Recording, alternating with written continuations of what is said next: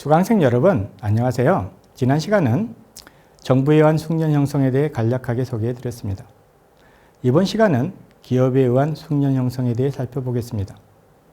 한국에서 기업에 의한 숙련 형성은 국가의 강한 규제에 의해 이루어져서 기업에 의해 이루어진 표준화된 숙련 형성의 성격이 강했습니다.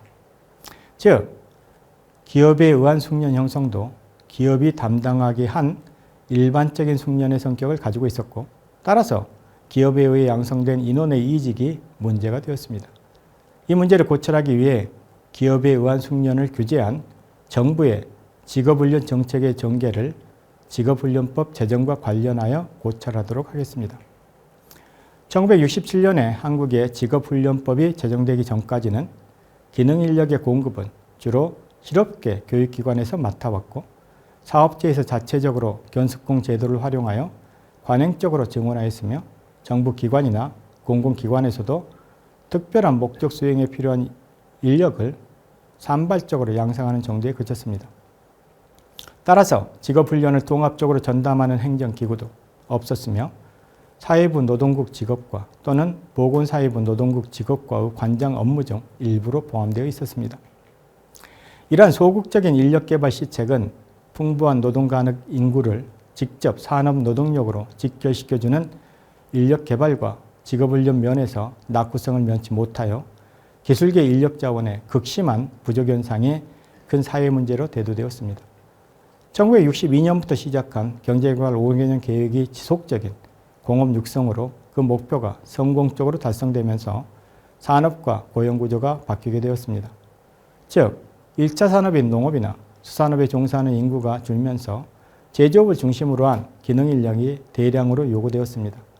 그러나 그 당시 갑작스럽게 수요가 증가한 기능인력을 공업고등학교가 감당하기에는 절대적으로 부족한 실정이었습니다. 더욱이 공업고등학교마저도 실습시설의 부족과 실기지도 능력을 충분히 갖춘 교사가 부족하여 산업체의 요구에 부응할 수 없었습니다. 또한 학교 교육으로는 산업 발전에 따른 다양한 전문적으로 숙련된 직업 종사자들을 양성하기에는 적합하지 않았습니다.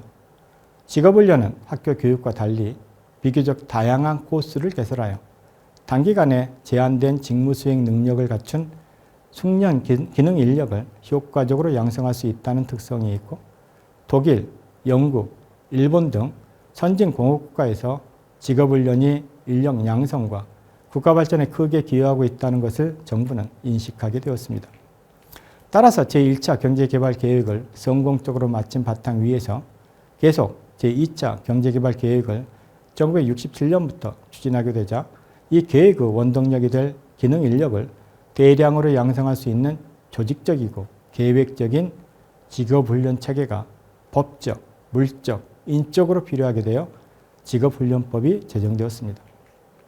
1962년부터 실시한 제1차 경제개발 5개년 계획은 산업의 근대화를 통한 공업화에 목표를 둔 시책의 추진에 따라 고도의 기능을 필요로 하는 생산 분야가 급격히 확대되었으나, 이를 뒷받침할 기능 인력의 부족은 심각했고, 한편 무기능 노동력은 과잉 상태였습니다.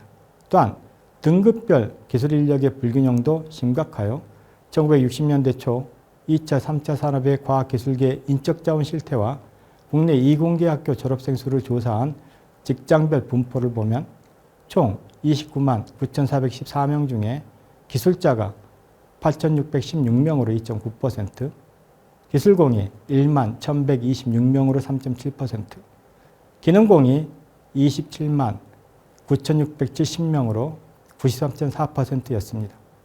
이러한 불균형한 기술자, 기술공, 기능공의 구성비를 재조정하기 위해 제1차 경제개발 5개년 계획의 보완책으로 기술공을 중점으로 양성하도록 하는 제1차 기술진흥 5개년 계획이 이루어지게 되었습니다.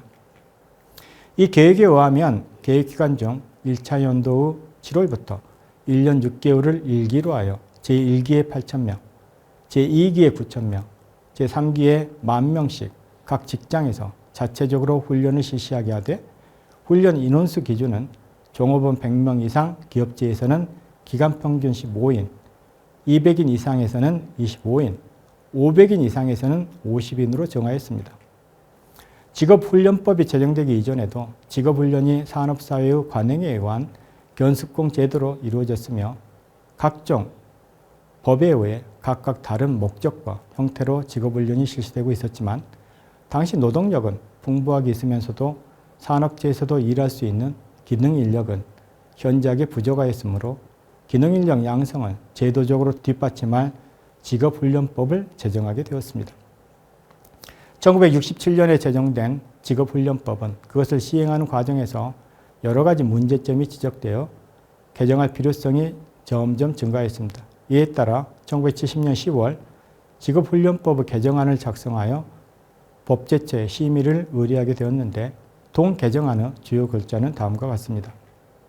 첫째, 직업훈련의 구분에 있어 훈련 주체가 사업체인지 공공기관인지에 따라 사업 내 직업훈련과 공공직업훈련으로 구분하였던 것을 개정법에서는 훈련 주체가 공공기관인지 민간인지에 따라 공공직업훈련과 사립직업훈련으로 변경하였습니다.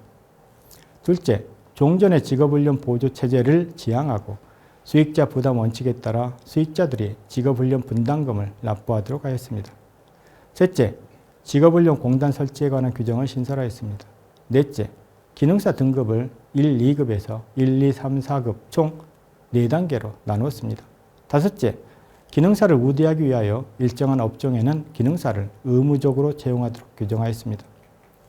여섯째, 스카우트 방지와 기업주 보호를 위하여 훈련 수료자들이 취업한 기업체에 최저 기간 동안은 의무적으로 취업하도록 하는 규정을 두고 직업훈련에 투자한 비용만큼은 면세해 주었습니다. 일곱째, 훈련 실시자와 훈련생 간의 권리와 의무 조항을 둔 훈련 약성서 제도를 신설하였습니다. 그러나 이 개정안은 1970년 10월 30일 법제처로부터 직업훈련공단 재산에 관한 법적 문제, 직업훈련 분담금에 대한 관계부처의 반대, 일정 직종에 종사하는 기능사들의 헌법상 문제 등을 이유로 반려되었습니다.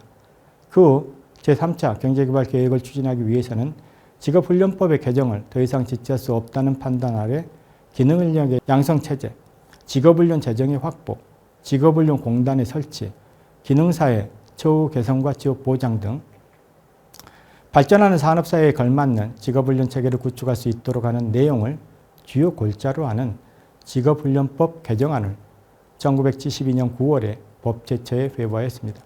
이 법은 관련 부처와의 의견 조정을 거치고 1973년 2월 9일과 동년 2월 26일 비상국무회의의 의결을 거쳐 1973년 3월 13일에 법률 제2906호로 공포되었습니다. 직업훈련 체계의 강화는 기술이나 기능을 기술자나 기능사 자격으로 표준화되었으며 인정 직업훈련에 대한 관리 감독이 강화되어 직업훈련은 기업 특수적이라기보다는 시장성 있는 인적 자본으로의 성격을 가지게 되었습니다. 기업의 다양한 숙련의 영역이 기업 특수적인 것에서 시장성 있는 인적 자본으로 되면서 한국에서 기술이나 기능은 기업 특수적이 아니라 시장성 있는 인적 자본으로 변화되었습니다. 이번 시간은 기업에 의한 숙련 형성에 대해 살펴보았습니다. 다음 시간은 내부 노동시장과 외부 노동시장에 대하여 살펴보도록 하겠습니다.